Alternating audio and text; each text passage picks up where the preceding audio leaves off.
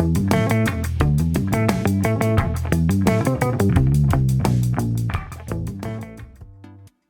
everybody, welcome to the Man Alone solo role-playing YouTube channel. So today is really a video I'm really excited about and I'm really happy about because it is a video in which I go over my new solo supplement, Vox Profunda, which was published on DriveThruRPG today. It's on sale now through Sunday. It's gonna be, I think you're gonna like it, is what I'll say. If you liked Vox Gravis, this is of course that was an oracle based on Jungian archetypes, and this is an expansion of that, a huge outward expansion of that. It's about 105 pages. It has 4 different oracle approaches. It has, I included an essay that I wrote on solo play. I have a reading list in there, all kinds of treats, all kinds of fun stuff. However, I wanted to put this little like preamble onto the video because when I started recording this video, I wasn't sure that I was going to like put it to print because I do talk about, it's not really like private or anything. It's just more of like a personal story. And I was more just like seeing how it felt to talk about that story. And I was only half convinced that I was going to publish that. Or that it was going to be built out into a full video. But as I kept going, I was like, no, this is what I want to say. This is what I want to talk about. This is what I want to share. And so I think though that I sort of ride the tentative approach or tone of the video. I ride that wave a little bit. And so I just wanted to start this video off with like a better energy. Because as you'll see the video that follows, it's not like I'm like sad, but I'm a little bit cautious, I think. And so I've chosen to be like kind and understanding to myself because I don't think me being cautious is reason enough to say, well, the information that I said in this video isn't what I want to say, because it is. It really is. And I'm really happy to share about Vox Profunda in this way. And I think it's the right way to share about it because it is personal and it is something that I really, sometimes you do something that we do a lot of stuff that we don't really care about. That's just like the nature of the game, right? We have to do these things in life that we just have to do because we got to pay rent or whatever. And so you try not to do bad stuff, but there's a lot of stuff you're just not so excited about it. And then every once in a while you get the opportunity to do something that really aligns with what your best vision of the world is and what you can hope to offer the world, and what is a piece like you break off a piece of who you actually are and hand that out. And that's what I think Vox Profunda is. So I'm going to leave the video as is, but just wanted to put, is this a disclaimer? I don't know. I think you're going to like it. I think you're going to enjoy it. So without further ado, this is me from like an hour ago. Enjoy.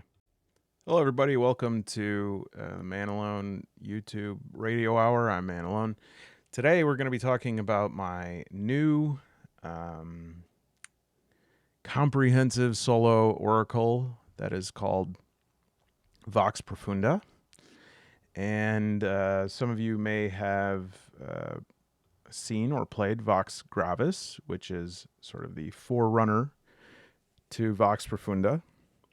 And it is released on DriveThruRPG, currently now through Sunday, it's March 5th today, so 6th, 7th, 8th, 9th, 2025. I'm selling it for the heavenly price of $7.77, which I think is I think you get your money's worth from that. It's got a lot of good stuff. I put a lot of work into this. It's got a lot of fun features, and it's Yeah, at the end here, I included a reading list, but yeah, it's about 105 pages.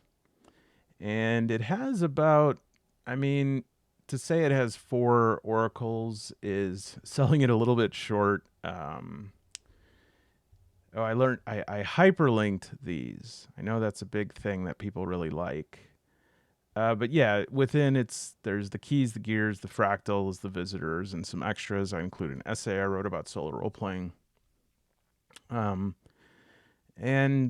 it's it was a lot of fun to make. It was really a great exploration.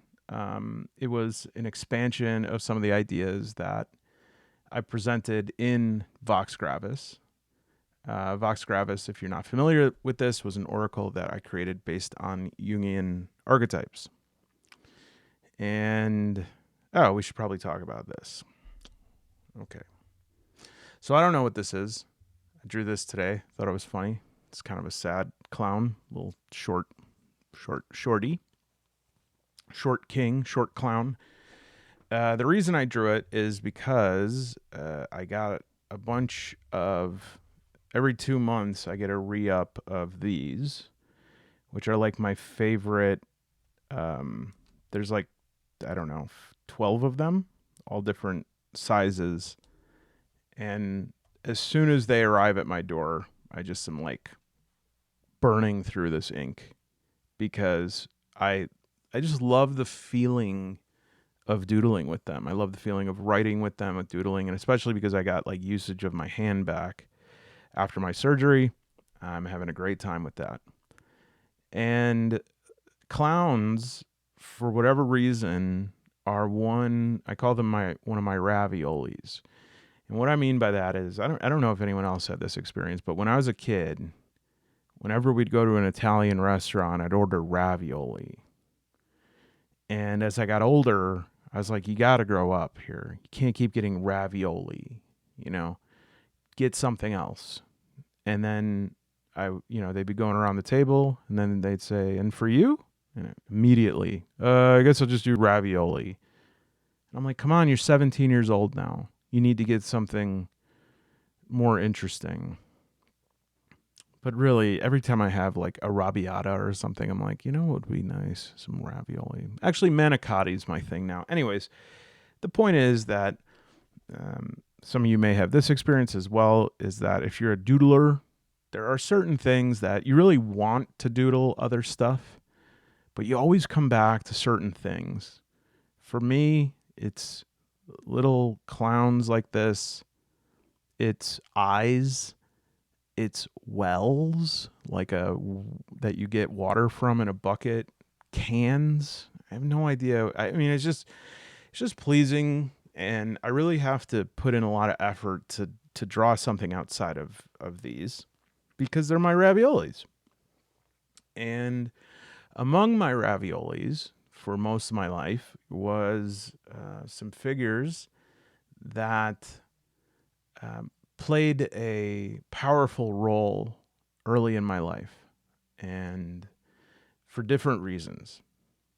And one of them is a figure that I've been drawing with varying degrees of expertise since I was little.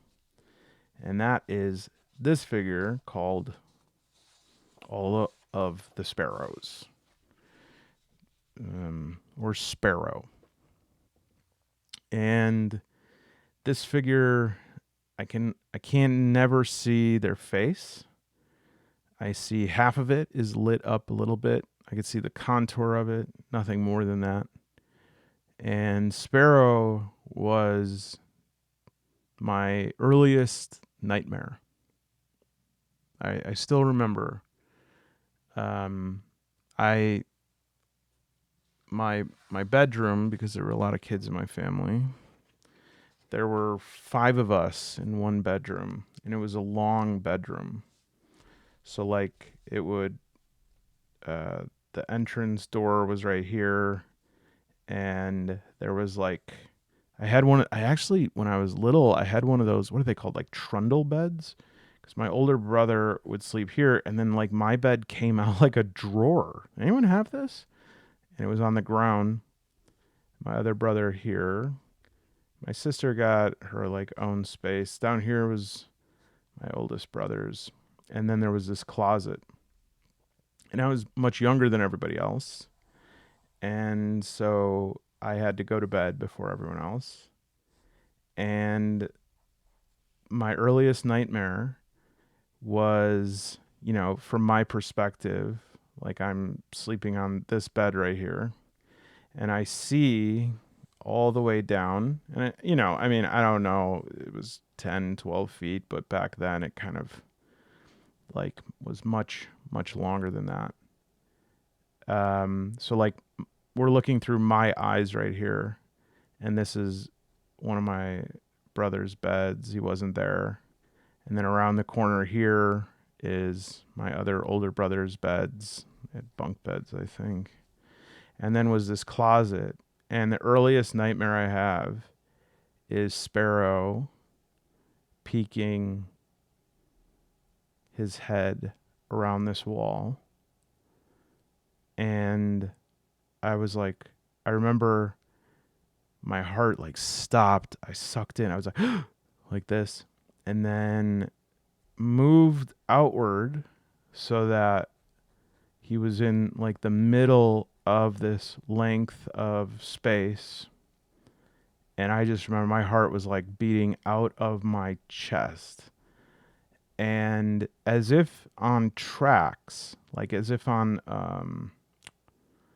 little like railroad tracks, starts coming closer and closer really, really fast. And my head, I'm so afraid, but my head is just locked in place and I cannot move. And then gets about right here and I wake up and I'm screaming. That may have happened before that, but that's the first time I remember. So just to kind of bring this diagram to fruition, it's like peeked around the corner right here and then shot out to the middle of this long space, and I'm right here, and then just came right up there really fast and was not walking, just like, and it wasn't floating either. It was as if it was on tracks. That's the only way I could describe it. And it was so fast and it was so loud and it was terrifying. I just remember being terrified. And this would, I stopped having night terrors at one point.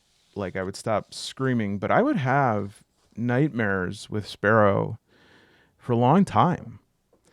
And it was always a preoccupation of mine of like, what was this entity? Why was this entity haunting me? And why was it always that my head was turned a certain way and I could not look away? Now, I may have mentioned this a little bit on the channel before, but I've had some health problems. Luckily, those have not happened in about 5 years. But I had, let's just say,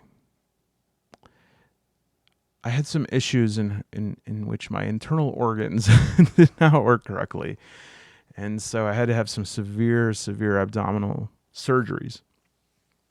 And on one of them, I would always get what's called an idiopathic fever. Now, the root word there is the same as idiot. So those of you that don't know what idiopathic means, it means we don't really know why it's happening. And I would get these idiopathic fevers after surgery, which isn't altogether uncommon. You suffer a trauma to your body, and your fever, a fever is any way that your body's attempting to sort of like burn off some, like a foreign invader. So, people poking around in your abdomen, a lot of bacteria, a lot of, But this time, I think it was my 7th surgery, I had a really bad fever. It was really bad. Went up to like 105.5. And I was delirious. And so, I'm sure any adult knows this fever dream, these repetitive dreams that are hard to sort of separate between reality and the dream world. And this was exacerbated by the fact that I also just had my stomach cut open. I also was on like fentanyl drip.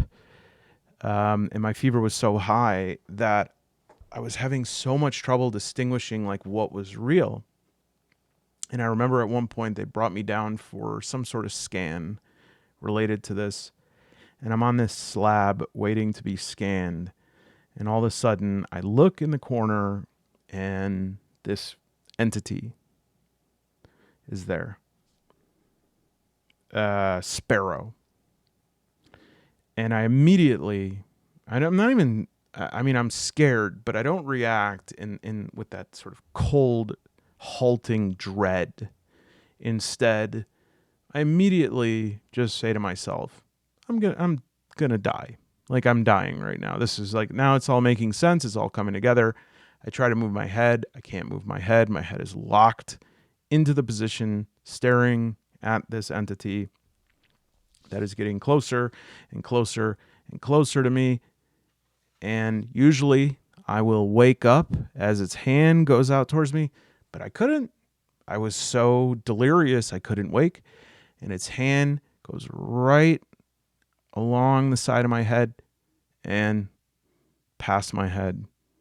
And then I'm able to turn my head a little bit and I see something that's the sparrow has taken hold of. And this thing is so, it is the fear. Okay, so if you watch a scary movie and you're afraid, and you think you're afraid of the monster, but you're actually not. You're afraid of like what that monster represents. And even that, you're not really afraid of what that monster represents. You're afraid of what that representation means.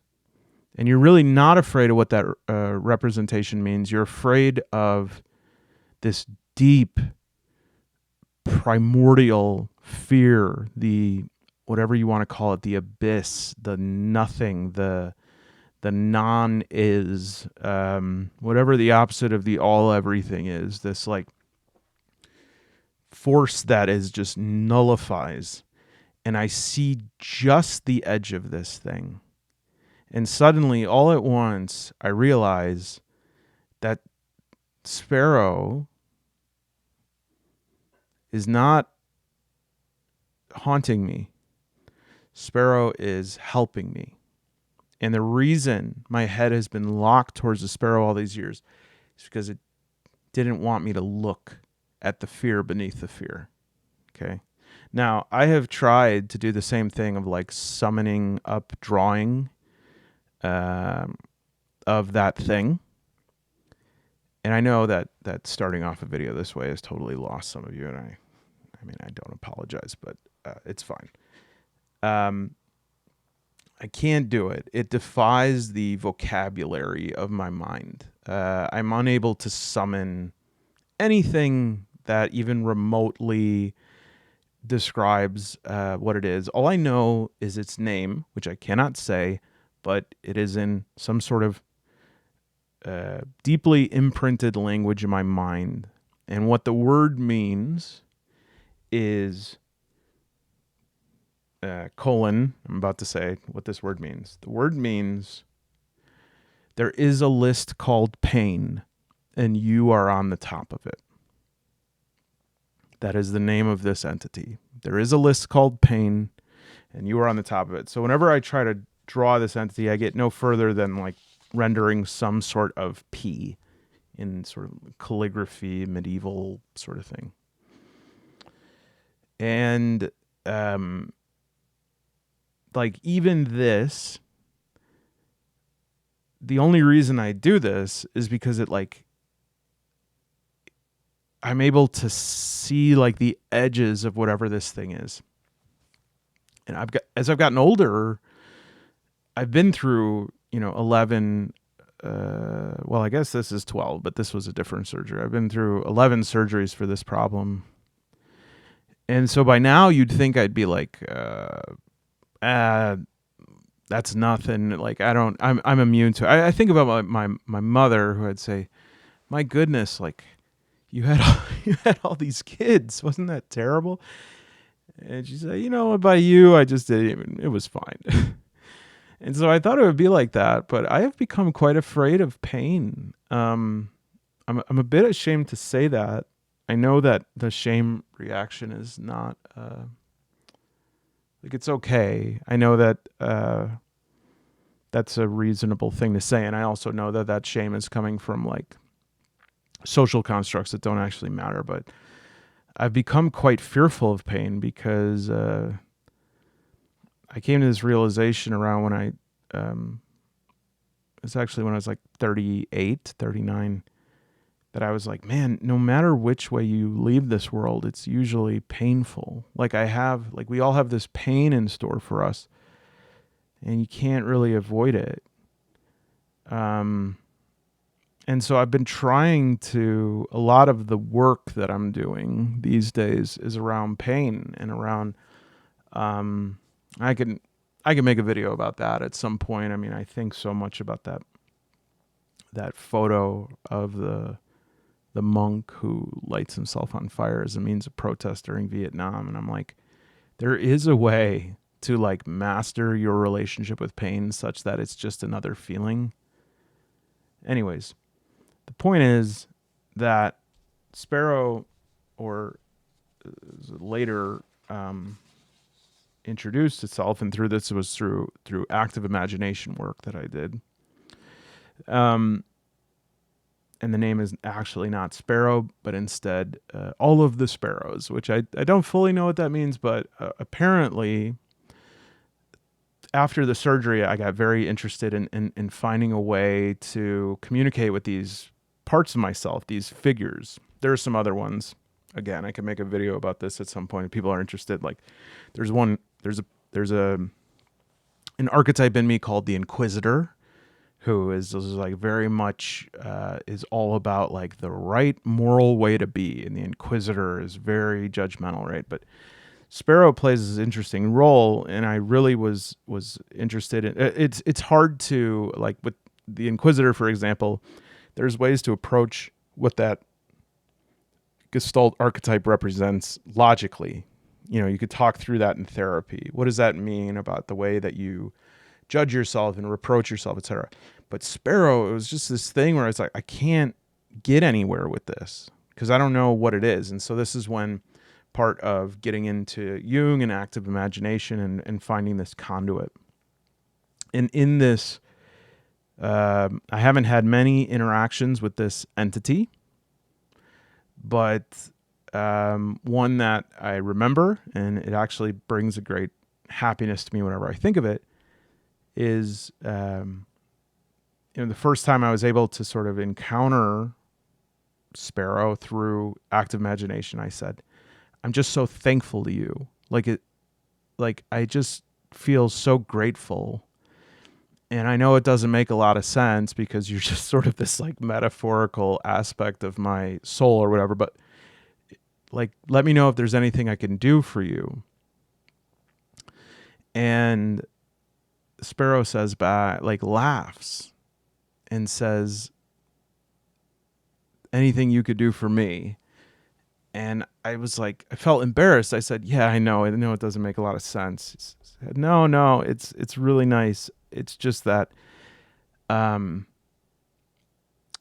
been doing this work for you for a while now.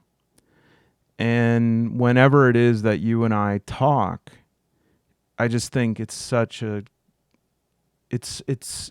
you're so amazing that that's always the thing you say. And so this like really blew me away because, I'm like, when have we spoken before? I don't have any memory of that. And, but then also like, I always say this. Sparrow says, it's just amazing because you always say, is there anything I can do for you? And you never even consider that the reason I do this for you is because I owe you, and I am paying you a favor back for what you did for me. And I know this might be a little much for some people, but the idea is that something, the way that I understand in the language of in active imagination, it's not so much a conversation. It's more of this, like, you're endowed with different understandings. You're speaking in these primitive symbolic languages. I guess I could say that rather than conversing, it's more like understanding blooms within you. And this notion conveyed to me was that this was a person that everybody was afraid of, everybody thought was ugly and scary, but even despite that, somehow I stood up or helped this person. And because of that, there was 777 times would he save me. Which is why I have decided to price Vox Profunda at this wonderful rate of $7.77 in honor of all of the sparrows. And the reason I bring any of this up for the 4 of you still listening is that I want people to have some more access points to this sort of work. I find that this work is it's some of the most healing stuff that I've done in my life, but the human security system, as some might call it, has done a lot of work to stop people from accessing this sort of thing because this sort of thing is too dangerous or something, right? Like you can't, are you a therapist? Are you a doctor? You can't recommend that people have these extremely high gravity conversations with themselves. Like that could end really poorly. And like it almost convinced me, but then I sort of remember like, what? Wait a minute. What? Like, I'm supposed to not talk about something like active imagination because people might encounter something there that's scary? Yeah, they are going to encounter something there that is scary.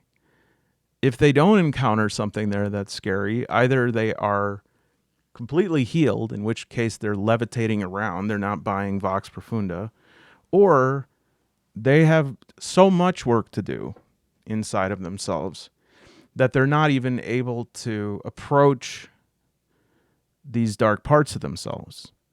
And one of the reasons that we are so poisoned right now, that there's so much anger and hatred towards people, is because there is a social taboo that has been formed around self-exploration and self-investigation.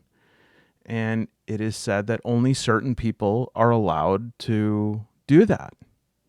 Now, I think if I was trying to give like individual therapy to people, obviously I think that would be something that entails more of a responsibility. But once I thought about how important it is for people to do this, not just for that person, but for all of us, for people to start accessing these symbolic components of themselves and expiating pain, we will all just keep going here. It's just going to get worse and worse and worse, whatever is happening right now. The impatience and the anger and the othering and the distance between people is really terrifying to me. The malice and the glee by which people establish certain people as just unworthy of mercy or understanding or care or anything, is really frightening to me. And so if there's somebody who can maybe approach that through something I create, then it becomes like an imperative for me. And so that's just a part of it, of what this is. But for me, it's probably the most experimental part. And whenever I make the next Vox, whatever that will be, so Vox Gravis, Vox Profunda, I think the next one is Vox Cheese Fries. It will build on the section of the visitors. And this visitors section, I include in it some information on active imagination. Now, this is for adults. It's not like risque. I'm not saying it's adults only, but like it is assumed that this is for adults. So I don't really see any reason why there has to be more of a disclaimer for that. But I do talk about, what this is, and I do actually have a little bit of commentary on what I just said. I think that a lot of people need to have some very deep conversations with themselves. I'm not claiming that I am healed. I still have a lot of poison flowing through me that I still need to do a lot of work on. But I've taken the first step, which is I've stared at those dark parts of myself. And some of them I've discovered are still too strong for me to overcome. But some of them I've discovered are not too strong for me to overcome. Some of them I found are my allies. These parts of my shadow self that I have just completely tucked away and locked away and have feared and have dreaded and literally had night terrors over were parts of myself that they loved me and they were taking care of me. And I don't know how much something like an oracle could help people to pursue those kind of things, but even if it just opens the door a little bit and gets people thinking about it and reading about it. But from a solo gameplay standpoint, I do think this is like, even if you don't care about any of this stuff, even if you're like, get a grip, get a life, the idea of this section on visitors is really exciting to me, which is using an active imagination approach to summon fictional figures and talk to them about your gameplay and draw guidance from them. Now, and I talk about this in the text, but this is for bigger picture things. This is not like what is in the box or whatever. I mean, it could be, but this is more for like what is actually eating at my character. What is actually preventing him from following through on this, threat, or what is the thing that they're actually afraid of that stop, these are the kind of things that I'm really interested in using some of these tools to start evaluating the separation between ourselves and our character.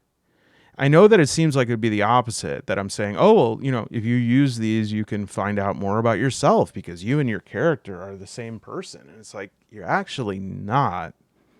I think that's a massive confusion that has broken out in our culture writ large, that like your character is an avatar of you. No, your character is an accomplice of you. Your character carries a shard of you. But if your character is limited to just you, then you're not really playing a game. You're just sort of doing a job interview with a sword. So this is the most evolved piece of it, right? And maybe it's not the best strategy for me to talk about that first from a sales standpoint. I suck at this stuff. But I wanted to talk about that first because that's probably the most complex. But my other sort of subsidiary goal or goals was to take the ideas from Vox Gravis and shatter them a little bit. Okay, so if we look at Vox Gravis, the idea is that I took all of these cards and I assigned them a like an archetype, like a Jungian archetype, right? A sort of eternal form of something that is recognizable in some way by everybody. And then with these archetypes, I broke them down. Oh, of course, is the one that doesn't have like the, for whatever reason, sometimes the card suit doesn't show up. But anyways, like This being a two of hearts, right? Innocent. Mm-hmm. You know, drawing this, you could use this in any way, like to figure out some core qualities or description. What could be a challenge? What's a symbolic manifestation? And using these tools to inform solo play. But I wanted to make the two of hearts something that if you drew it, I wanted it so that you can like use it almost for your whole game. Like you could just keep using the different aspects of two of hearts. And I can't total up every single way that like two of hearts manifests in this game. But let's just say overall, each card, let's see, I think overall you're going to get like at least there are 760 inputs for just like one section of this. And then there are additional inputs for visitors and for gears and stuff. And so, but then there's this area, the first one's called the keys. And the keys is this really simple system where you can draw the card and use any of these 5 aspects to determine what direction should I go. More, should I get more or less of this thing? Does this person say yes or no to me? Are they friendly towards me? Are they not? So that's like the keys is the simplest level of this. And then I break it down a little bit more. This is the quick draw thing if you just wanted to use it really quick. But then I also go, if you want to use it for directional guidance, for a yes-no oracle, for a random number generator, for dice rolls to see how big of an event something is, to check emotional tone, environment, et cetera, et cetera. All right. Then from keys, we then move to gears. And my idea with gears is, and this is really fun. I think this is in my use of this oracle. This is the one that I've had a lot of fun with. The gears are the things that break down the ideas in Vox Gravis into smaller pieces. And so the two of hearts say that I want to know, well, what does that represent as far as loot or enemies or NPCs? So let's just try like loot. Let's say something like, let's say 5 of clubs. So we go to loot, and this is again like a generalized framework that right away I could say, okay, clubs is like tools, weapons, 2 to 5 is common or basic. So I can just, if that's all I need for my input, that I could just say, okay, I found a common tool, right? But then you can also go to your suit here. Did I say clubs or spades? Oh my gosh. Okay, well, we'll just say a 5 of clubs here. So 5 of clubs, simple but essential tool. Well, that's not the best one because actually that's kind of similar. Like the first one is sort of exactly what that one said. But let's say an 8 of clubs, a useful item that has seen better days. So then I give an example of a patched leather water skin, still watertight, but carrying the faint taste of foreign spices. And then a prompt. So all of these are prompt-based oracles that will ask questions, and from the answers to those questions, you can better develop what you're looking for. Okay. But so say I don't want loot. Say that I want to meet an NPC with this 8 of clubs. So I can do that here. And again, this is a quick generator for that. But we'll say a specialist with rare but expensive services. So an example is a gunsmith running a well-organized but costly shop, able to modify weapons if you have coin, and then a prompt, do you spend more resources now or save them for something more critical? And then you can go back to the keys and the gears and ask questions you could draw another card, or you can use the 8 of clubs, right? I mean, I think it'll function in a lot of the same ways. And so it's like, well, I want to try to steal something from this gunsmith. Okay, well, the difficulty here, 2 is easy, 10 is hard. So what's 8? Like between medium and hard, right? How many weapons, how many bullets does it have or whatever? You can use 8 of clubs. I have the percentages here and everything like that. And so I think I'm excited to hear about the ways that people are going to mix and match these in different ways. But let's keep going. So the third section, and this is the one that I really, it was, I will say it took me a long time to put this section together, but I'm very happy with how it turned out. So you have fractals, and now fractals are broken out even more. And so here's the thing you can do with fractals right off the bat. You could look up the 8 of clubs. All right, let's see here. So that is the warrior. And instead of just having those 4 inputs like it does in Vox Gravis, right? So if we were to find the 8 of clubs here. Yeah, sorry, the club isn't showing up, but this is the warrior: courage, strength, discipline, perseverance, description, a challenge. What I did with Vox Profundus then is I broke out the warrior even more. Emotion, weather, location, a yes/no result, NPC name, motivation, food, drink, hobby, interest, objects, clues, social dynamics, what's a challenge, what's a reward, what's a risk.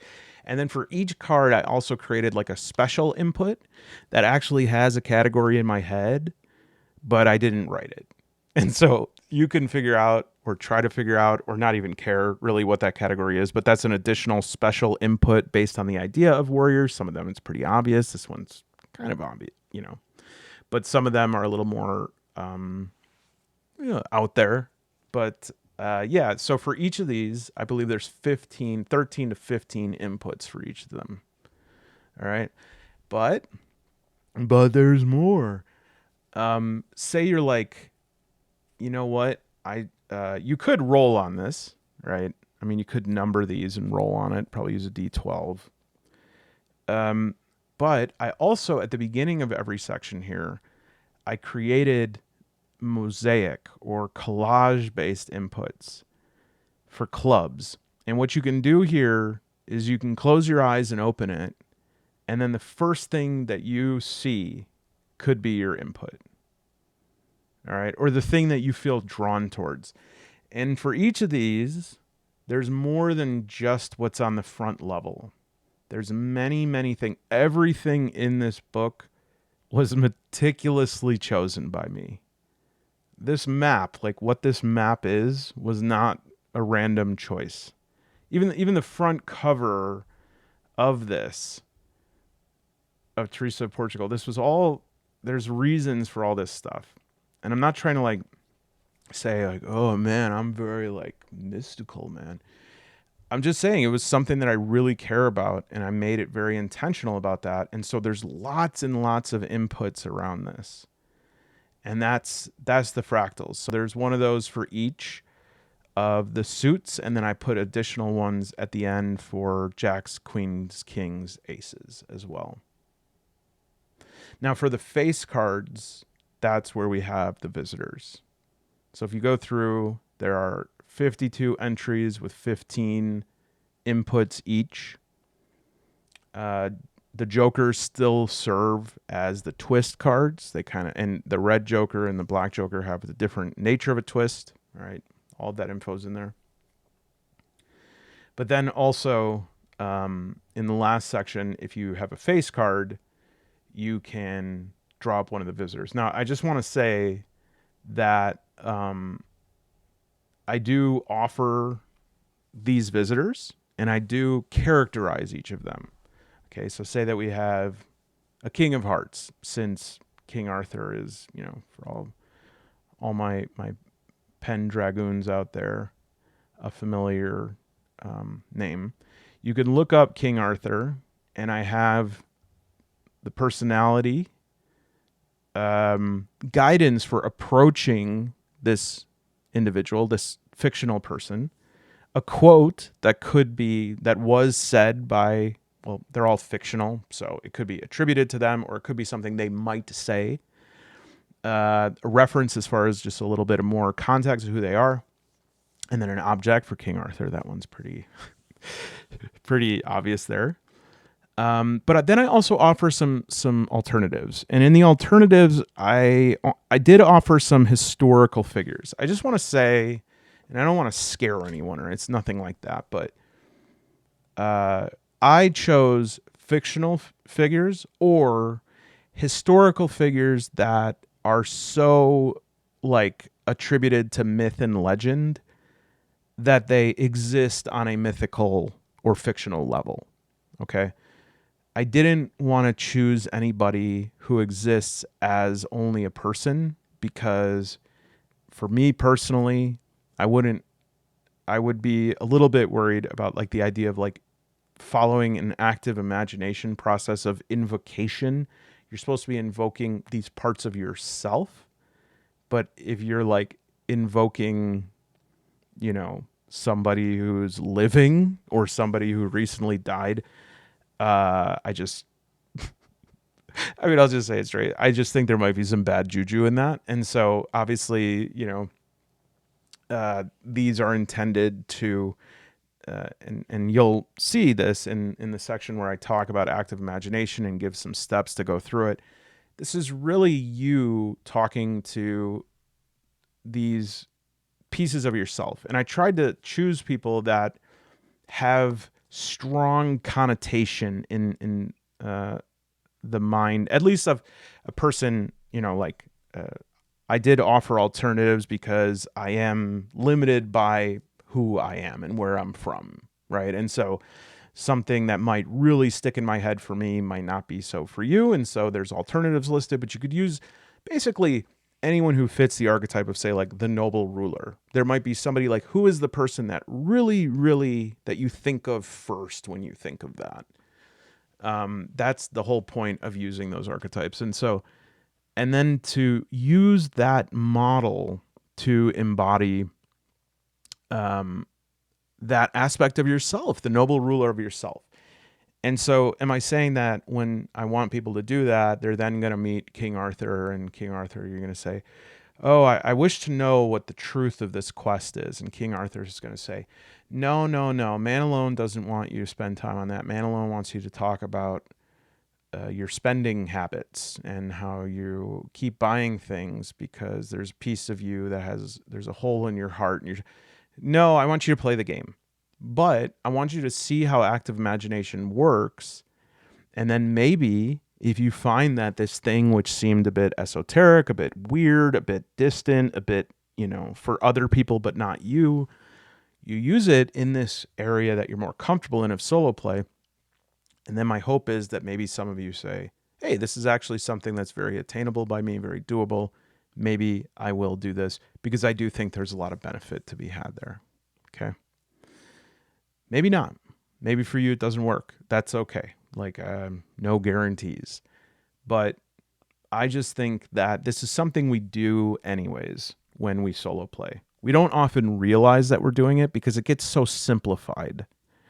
But we're doing that. Even when we're like determining the emotion or reaction of an NPC, we're acting on symbolic notions inside of ourselves.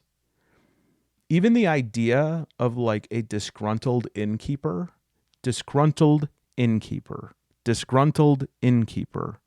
What do you see right now? Who is that? Is their sleeve rolled up? What's the countertop? Is it wooden? What's behind them? Is it keys? Are they at a bar? Is there music playing? You have an image of disgruntled innkeeper in your head. That's part of your library of symbols. Okay? And yes, there's going to be some that we share. That's the way that collective unconscious is articulated through culture, especially in the different cross sections of culture that we share. But you have access to these, and there are things that you think you have. Sparrows. You have something like this. And I want you to, I hope that more people can sort of like grab onto those and be actively thinking about these things that they just don't really think about. Oh yeah, I always think of this weird thing. What is that weird thing? Why do you think about it?